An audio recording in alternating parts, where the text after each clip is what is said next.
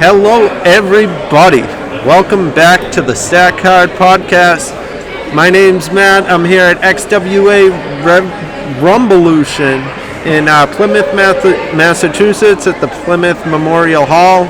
It's July 24th, 2021, and it's really nice to be back in events. You know, everybody getting together again. This is the first time people have been able to get together in, over a year. The past few weeks have been incredible in wrestling, bringing fans back, and tonight was amazing. It was full of a lot of surprises, lots of surprises. We saw former WWE superstars showing up, a lot of young, new, upcoming talent involved in some high-profile matches as well. We had 3 championships on the line. We had the world title, tag title, and we also had another title which was defended in a seven-man. It was supposed to be a 6-man, a 7-man ladder match, which ended in a very, I guess you could say, controversial fashion. It ended in a chase for the belt, so to say. We started off our night on the pre-show. We saw Mosh Pit taking on Showtime, where Mosh Pit picked up the victory. It was a great start to the night. You know, we had to start at Fight TV on pay-per-view, 8 p.m. So this kind of gave us a little ease into the night, got everybody's attention. You know, I talked to a lot of the wrestlers, and the first match of the night is always so important just because it sets the tone for the rest of the night. If the first match is not exciting, then you don't have anything. We then saw a couple of them make appearances in the Rumble at the end of the night, which was an incredible match. 2 of my favorite matches tonight took place. First the ladder match, and then the Rumble match, a 30-man over-the-top rope match. I get chills, I get goosebumps talking about it because I'm just so excited to be back. It's been an unbelievable year, and I'm just excited to be back in front of you guys and doing the thing again, you know. We have a 7-man ladder match. We had Ace Romero, Ace Austin, Joey Bones, Flip Gordon, Steve Pena, and Lil Kion, and then the surprise guest was Dustin Waller, who nobody saw coming. You know, he was supposed to be in a match later in the night, but the match got canceled, so they had to improvise a little bit.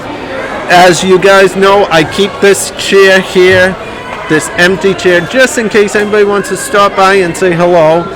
This is definitely a new promotion for us, but got to meet some great faces, a lot of new fans, still giving out the free pins, giving out the free cups, you know, and hey, now we have sanitizer to go along with it, so a lot of good things going on here.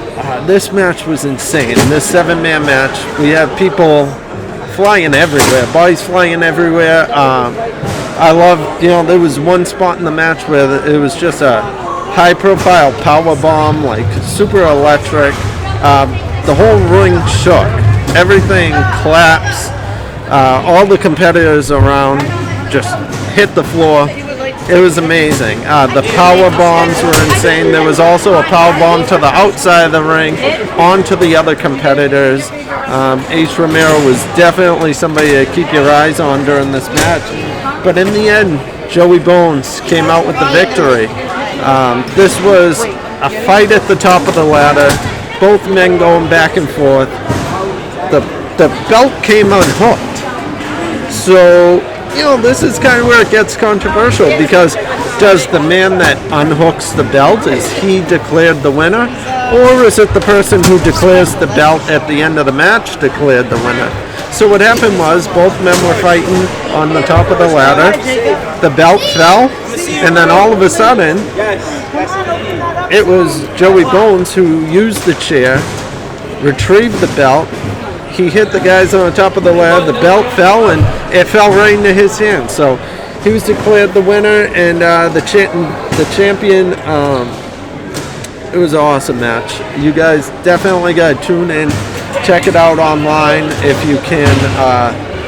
This match was unbelievable. Then we saw for the XWA tag team titles, we went from a high-flying, exciting ladder match over to a very fun, energetic, sing-along type match. It was Waves and Curls taking on the Haven, and these guys just came to the ring with lots of energy, ready to go, excited to get this match on the way. And I mean, the crowd was singing along. It was awesome. It was really fun because, you know, those two matches back to back just kept everybody on the edge of their seat. This match went back and forth. There was a few times where the Haven looked like they were about to become the new tag team champions, and then Waves and Curls came out in the end with the victory. That just goes to show they have tag team chemistry. The chemistry in this match between both teams was amazing. The way they did double team the moves, the way they worked together, and they were able to keep the energy going, which is something in a tag match that can be kind of hard to do sometimes. But wrestling's all about telling a story, and those guys did it well. Waves and Curls retrieved the belts, and the fans were into it. Everybody kept going. It was a big party. Even after the match, both teams celebrated together and partied together, so it was really fun. Then we went into our third match of the night. Rhode Island's own JT Dunn taking on Danny Limelight. And this was a fun match to watch because, I mean, for me especially, I used to go Beyond Wrestling events all the time, and JT Dunn's one of those guys who I haven't even gotten to see in a couple of years, and he's still incredible performer, amazing. I mean, I think he's gotten even better. I don't know how it was possible, but he did. And he picked up the victory here in this match. This was a great match, back and forth. It was really all about back and forth action. You could tell the psychology behind the moves and the pace of the match. It was very methodic, and each move was executed with, I would say, brilliance. I think everything behind this match was certainly, I don't know, I mean, this could be match of the night. I'm thinking about it, yeah, because there were some near falls,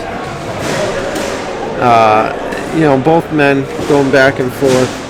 Danny Limelight took out the powder right before the match ended, threw the powder in JT Dunn's face, which, okay, you do what you can to win. I understand. He took the ring bell, hit JT Dunn over the head. JT Dunn kicked out. JT Dunn kept kicking out after the ring bell, the powder, the whole 9 yards. He still kicked out.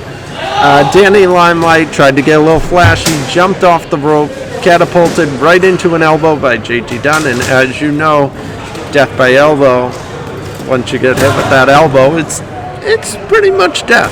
So JT Dunn picked up the victory. After the match, looked like the two had exchanged a few words. JT Dunn saying, well, you didn't need to use the powder.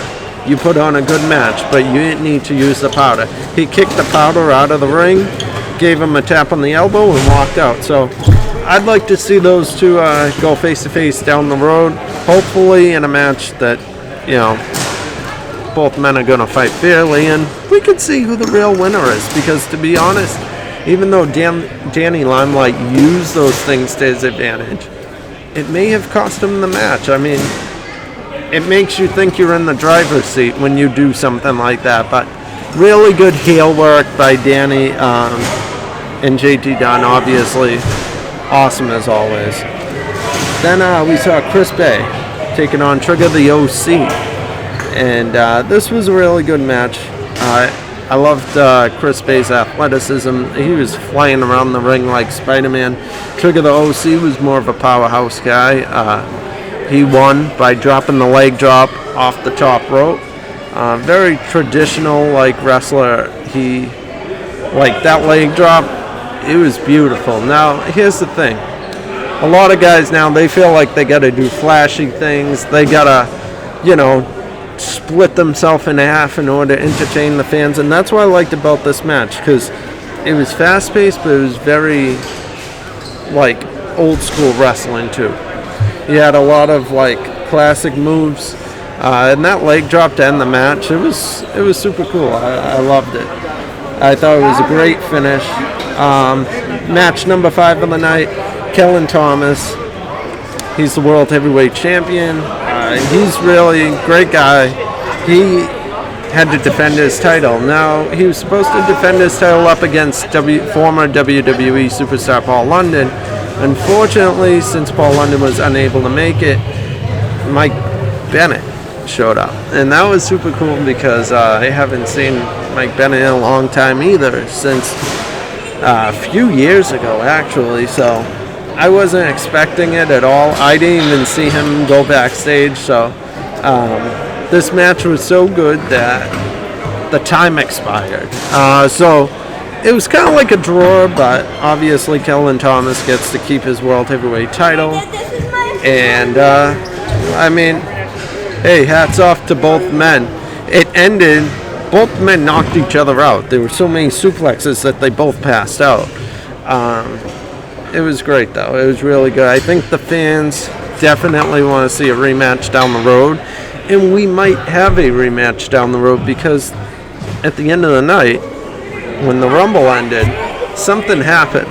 And I'm going to let you guys know in a minute. Let's get to our main event.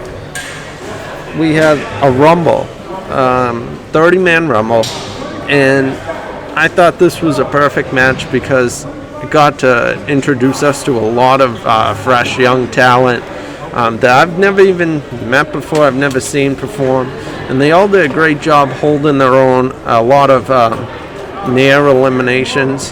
There were a couple times where some guys' feet almost touched the floor, and I was like, I had to peek over, and I was like, did his feet touch the floor? I was very unsure about it. I was very on the edge of my seat the whole match, and it was really good. I mean, there were guys in there that lasted half hour, 40 minutes, just putting on a fight, and I was kind of rooting for them, and I've never even seen them perform, and I'm like, come on, hang on, and then there were guys like Gangrel. He ended up showing up on the show. It was super great to see. I mean, 30 plus years at this point in the industry. A guy super talented, and he can still wrestle really well. So it's great to see everyone's favorite vampire show up. Then we got to see Chris Masters, the master of the Master Lock, show up, and that was a huge surprise. JTG was also in the match. I thought at one point JTG was going to win the match. Chris Masters actually ended up winning the match, but before we get to that, there was Jarrett Diaz, who is an XWA superstar. He showed up and he started super kicking everybody in sight. I mean, he just came out and it was like super kick, super kick, super kick. That was really cool. I like that. And then there was a female superstar in the match, Jessie Nolan. She was a competitor in the match, the only female competitor in the match, and I thought it was really cool because she was like power slamming the guys. She was really like putting up a fight, and she lasted quite a while, at least 10 minutes. And there was at one point she had Chris Masters almost in the Master Lock. I didn't know if she was going to lock it in. Unfortunately, she didn't get to, and Masters eliminated her, but probably not the best battle to pick. I mean, but hey, it's a fighting effort. I mean, if you go down, at least you're going down against the winner of the match. Chris Masters ended up winning the match, and now he gets a chance at the XWA World Heavyweight Championship at the next event. Now, at the end, Masters was walking to the top of the stage. A picture you can see on the StatCard Twitter page. We're back on Twitter, by the way. Masters was there, and then the champion came out. And he was kind of waiting for him at the top of the stage, Kellen Thomas. And then also, who came out? which was kind of a surprise because I thought, okay, this sets up Kellen Thomas versus Masters for the next event. But then Bennett also came out. Now, Bennett was supposed to be a surprise competitor in tonight, but because the match ended in a draw, because they both passed out, now it makes you wonder if it's going to be a triple threat match. I mean, he has a case. He never lost. He wasn't pinned. He didn't submit. So technically, he deserves a title match, I would say. So we're going to see what happens there at the next XWA event. Are we going to see 3 men face off for the title or 2? I'll try to get in touch with any of them and see if we could get some answers. But definitely great to be back out here. They're taking down the ring right now. I always admired how the ring looks. I mean, it's super cool when they put it's almost like the X Division. I'm not sure, if any of you guys remember certain things, but old school TNA, they used to have those steel posts right there. They used to have those steel posts with the ropes right there going across to the center of the ring, and you had to retrieve the X at the top. And when I saw the ropes and I saw steel beams, I'm like, oh my god, this ain't a ladder match. This is the X Division match. Unfortunately, they didn't use the ropes, but that's probably because the ropes would snap. But yeah, I mean, I've been watching a lot of old school TNA recently. If you have any streaming like Roku TV, Amazon Fire, there's a network called Pluto TV. And on Pluto TV, I think it depends on location, but every Pluto TV I've used has a channel specifically for Impact Wrestling. And a lot of the guys here tonight, I mean, Ace Austin and, Chris Bay, Mike Bennett used to be in Impact Wrestling. A lot of these guys were in Impact Wrestling or are in Impact Wrestling. So you can also catch them there. And they show a lot of the old school stuff too, which I think is really nice because it's good to compare sometimes how, not so much compare, but kind of take a look back at how much the sport has evolved over the years, and you could kind of see the difference, and you could pick up on the things that are great and the things that aren't so great, and it's really nice to look at from a different perspective.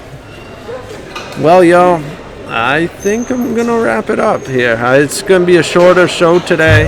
I didn't get any co-hosts, but I'm back, and that's a good sign, because that means you might get a show next month or next year. You never know. That's the thing. Here on the Stat Card, we like to keep it surprises. So maybe you'll see me in 2 years. Maybe you'll see me in 3. Maybe you might never see me again. Not because I'm going to die or anything, but just because, wrestling, right? I mean, I don't even pay for cable anymore. I just use streaming stuff. But the issue is WWE uploads their stuff a month late. Thank you, WWE.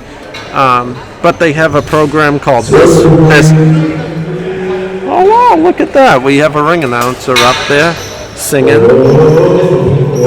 Wow, what a beautiful voice.